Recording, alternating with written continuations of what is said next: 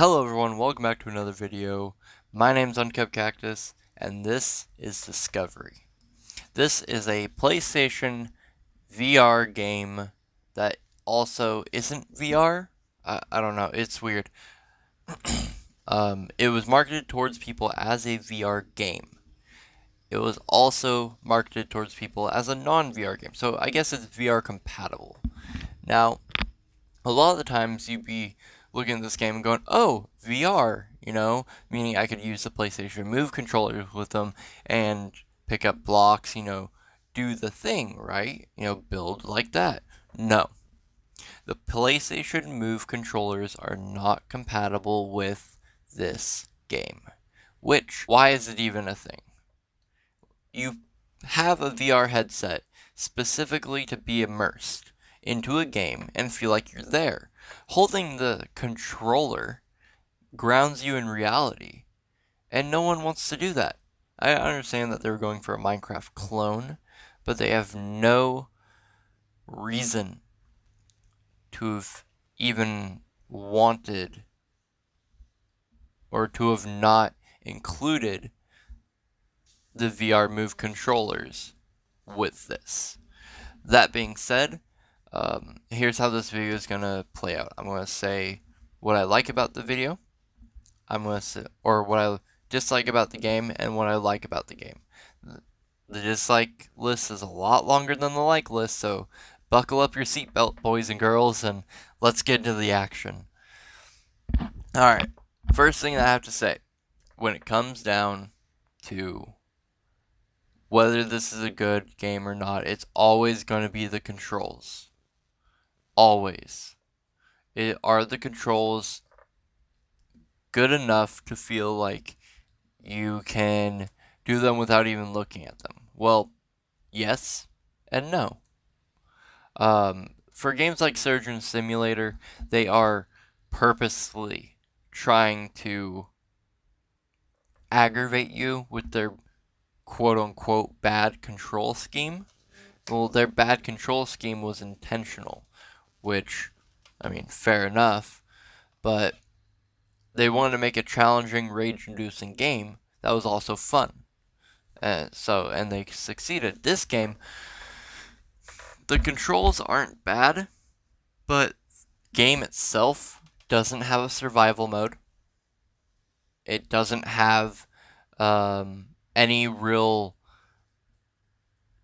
enemy mode. You can't kill the animals and collect resources. You can't go through the game and make things. So it's literally just a building game. And if you understand that walking into it, I feel like it'd be a better game. But walking into this game and not understanding that they were just trying to make Minecraft creative mode its own game, then it would have been better. I would have much rather preferred the honesty from them, to be honest. With that being said, there are a lot more things I have to discuss about why I dislike the game.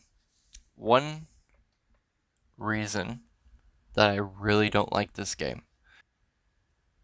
the controller itself will lose its tracking, and if you're playing it in a VR headset, tracking is everything for PlayStation VR. So you can literally hold this controller in your hand, and in the game, it'll just kind of float away from you. And that's literally how you break and build and do everything. Fly, etc.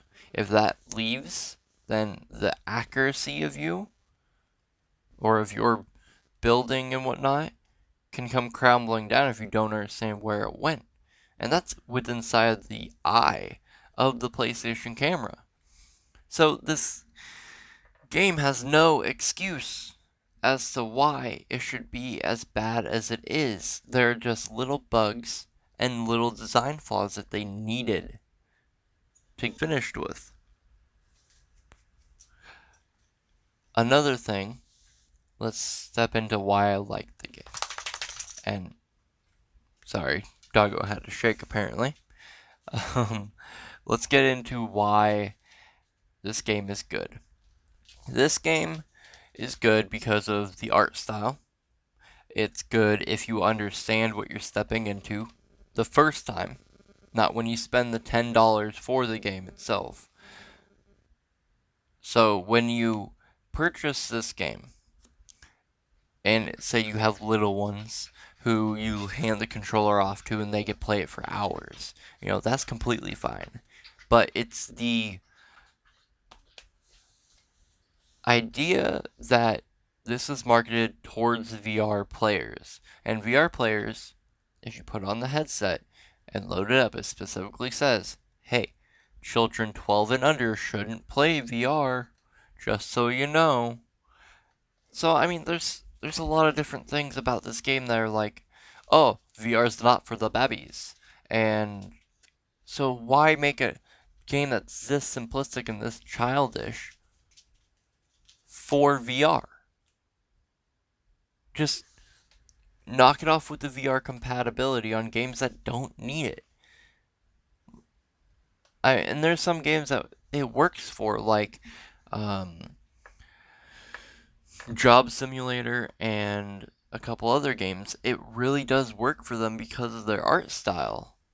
But this game, it just feels like you're playing Legos, but instead of playing Legos, you're playing Legos with a cardboard box that weighs 5 pounds on your face, and you can't interact with anything. So it doesn't make any sense to why they would want to market it the way that they did. But with all that set aside, let's talk about some of the better things. Better things are the redstone, their wiring, or whatever they're going to call it.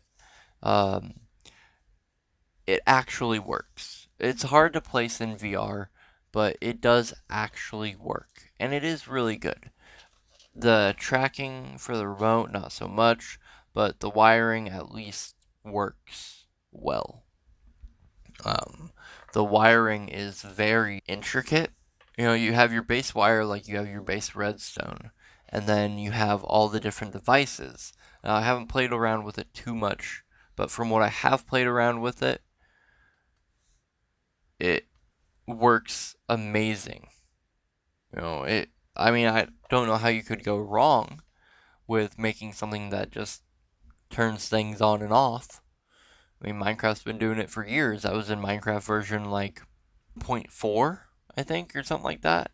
It was a super early version of Minecraft, and it had redstone, working redstone. So there's no reason for this game to have not had it. I'm glad to see it.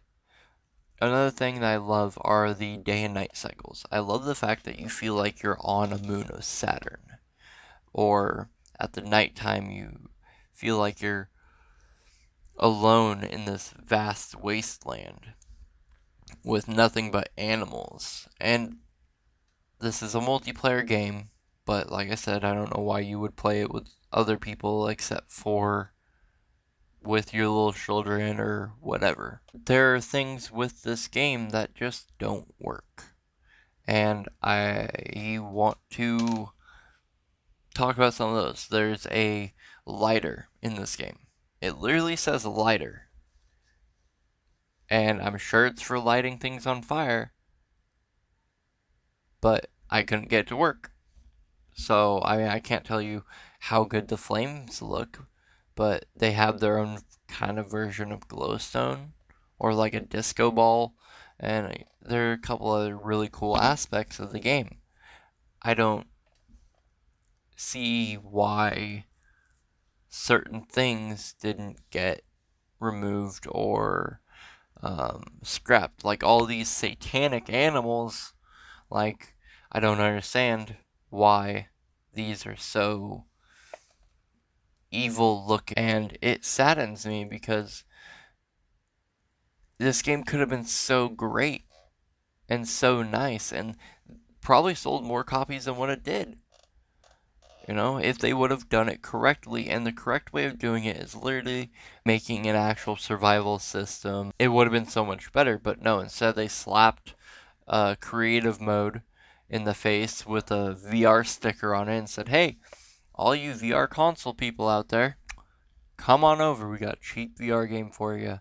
And my official rating in the end is a 4 out of 10. This game was not worth $10. If it was free, this game wouldn't be worth it. What I wanted it to be. So, I will leave you there. I will let you decide whether or not it's worth your time. The link will be in the description below. If you have a PlayStation, you have a PlayStation VR headset, or if you don't, and you want to get this game, by all means, go get it. So I will leave you with that. Have a great rest of your day, guys. And if you want to keep notified of all my new content coming out, hit that bell icon. It actually does notify you now that YouTube's fixed what they're going to fix. And hopefully they don't break it in the future. Alright. Have a great rest of your day, guys. I'll see you in the next one. Bye.